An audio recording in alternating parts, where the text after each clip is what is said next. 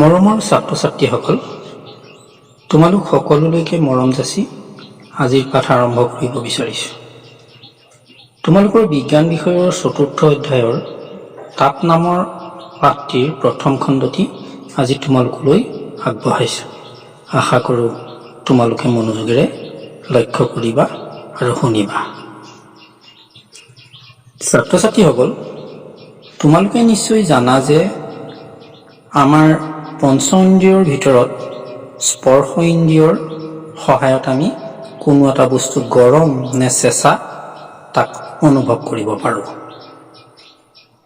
শীতকালত ঠাণ্ডা লাগে, গ্ৰীষ্মকালি গৰম লাগে, কিন্তু কোনো এটা বস্তু কিমান গৰম বা কিমান চেঁচা তাক স্পৰ্শ ইন্দ্ৰিয়ৰ সহায়ত থিৰাং কৰাটো নিৰ্ভৰযোগ্য নহয়।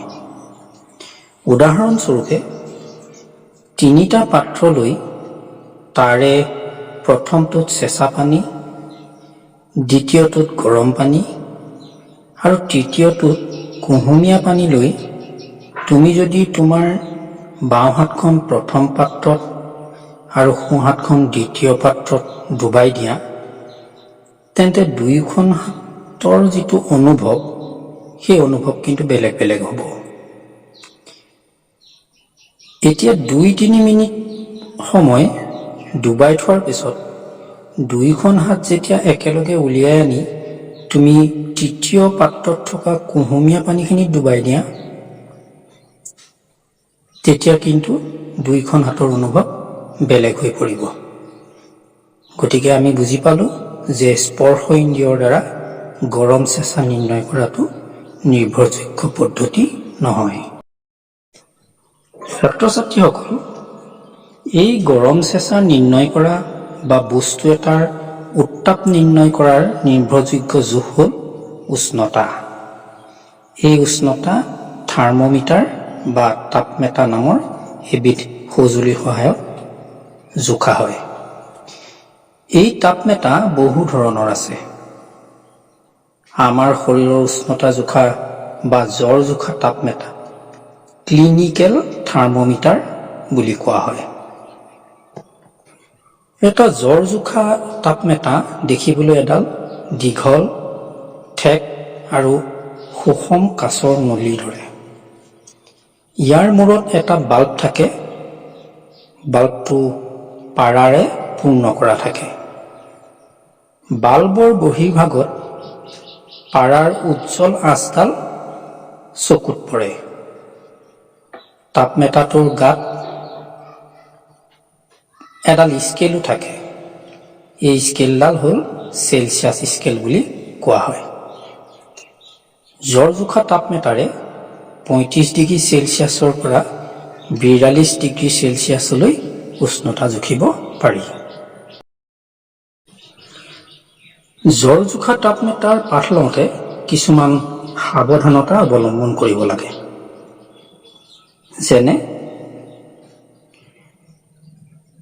জোখ লোৱাৰ আগতে আৰু জোখ লোৱাৰ পাছত তাপমেটাটো ধুই ল'ব লাগে। পৰাপক্ষত এণ্টিছেপ্টিক দ্ৰৱ ব্যৱহাৰ কৰিব লাগে। ব্যৱহাৰৰ পূৰ্বে তাপমেটাৰ পাঠ অৰ্থাৎ পাৰা 35 ডিগ্ৰী চেলচিয়াছৰ তলত থকাটো নিশ্চিত কৰিব লাগে। পাৰাৰ অন্তিম অংশ দৃষ্টিৰেখাত লৈহে তাপমেটাৰ পাঠ ল'ব লাগে। তাপমেটা ব্যৱহাৰ কৰাটো অতি সাৱধান হ'ব লাগে, কিয়নো টান বস্তুত খুন্দা খালে ই ভাগি যাব পাৰে। পাঠ লোৱাৰ সময়ত বাল্বটো চুই থাকিব নালাগে। তোমালোকে নিশ্চয় ৰোগীৰ জ্বৰ জোখা দেখিছা। তাপমেটাৰ বাল্বটো মানুহৰ জিভাৰ তলত 1 মিনিটৰ বাবে ৰাখি উলিয়াই আনি ৰোগীৰ উষ্ণতা নিৰূপণ কৰা হয়।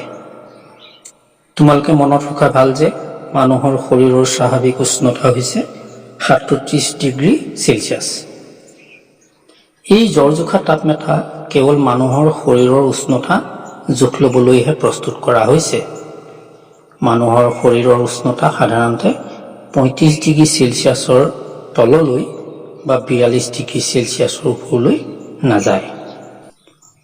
ছাত্ৰ-ছাত্ৰীসকল, আমি এতিয়া অন্য এক প্ৰকাৰৰ তাপমাত্ৰাৰ বিষয়ে আলোচনা কৰোঁ। তোমালোকক জনাও যে আন বস্তুৰ উষ্ণতা জুখিবলৈ পৰীক্ষাগাৰ তাপমাত্ৰা ব্যৱহাৰ কৰা হয়। এই তাপমাত্ৰা জোখৰ পৰিসৰ সাধাৰণতে বিয়োগ 10 ডিগ্ৰী সেলসিয়াছৰ পৰা 110 ডিগ্ৰী সেলসিয়াছৰ ভিতৰত থাকে।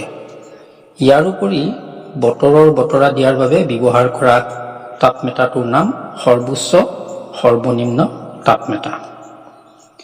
এনেধৰণৰ তাপমাত্ৰাৰ পাঠ লওঁতে সদায় তাপমাত্ৰাটো থিয় কৰি ল'ব লাগে। ছাত্ৰ-ছাত্ৰীসকল, এইখিনিতে তোমালোকক জনাই থওঁ যে তাপমাত্ৰাত ব্যৱহাৰ কৰা পাৰা হ'ল এক প্ৰকাৰৰ বিষাক্ত পদাৰ্থ। সেয়ে এই তাপমাত্ৰা পৰিলে বা ভাগিলে সেই পাৰা নিষ্পত্তি কৰাটো অতি দুঃসাধ্য কাম। সেয়ে আজিকালি পাৰা ব্যৱহাৰ নকৰাকৈ এবিধ তাপমাত্ৰা প্ৰস্তুত কৰা হৈছে। এনে তাপমাত্ৰাৰ নাম হ'ল ডিজিটেল তাপমাত্ৰা।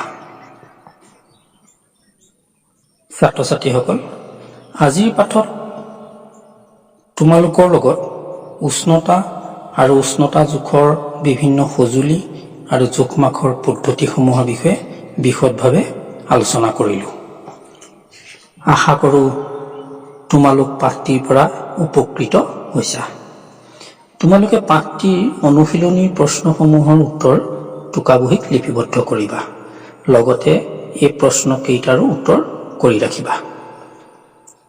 প্ৰথম প্ৰশ্নটি হ'ল, বস্তুৰ উত্তাপ জোখা নিৰ্ভৰযোগ্য সঁজুলিবিধৰ নাম কি? দ্বিতীয় প্ৰশ্নটি হ'ল, মানুহৰ শৰীৰৰ স্বাভাৱিক উষ্ণতা কিমান?